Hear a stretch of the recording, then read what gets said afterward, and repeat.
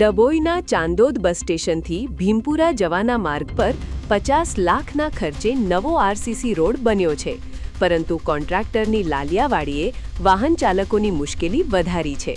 Kailash project work દ્વારા બનેલા આ રોડ પર માટી અને કપચીના થર જામી ગયા છે, જેના કારણે બાઇક ચાલકો સ્લીપ થઈને ઈજાગ્રસ્ત થઈ રહ્યા છે અને લોકોને ડગલે ને પગલે સ્પીડ બ્રેકર એટલે કે ડિસ્કો રોડ જેવો અહેસાસ થઈ રહ્યો છે. એટલું જ નહીં, રોડની બંને બાજુ સાઇડ પૂરવાની કામગીરી પણ હજુ અધૂરી જ મૂકી દેવામાં આવી છે.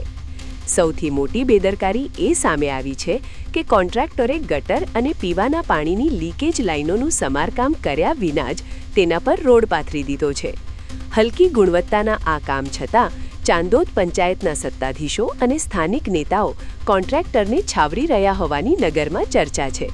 હાલ લોકોમાં ભારે રોષ છે અને જવાબદાર તંત્ર સત્વરે માર્ગ પરથી માટી કપચી દૂર કરાવી અધૂરું પુરાણ પૂર્ણ કરાવવા કોન્ટ્રાક્ટરને કડક આદેશ આપે તેવી પ્રબળ લોકમાંગ ઉઠી રહી છે.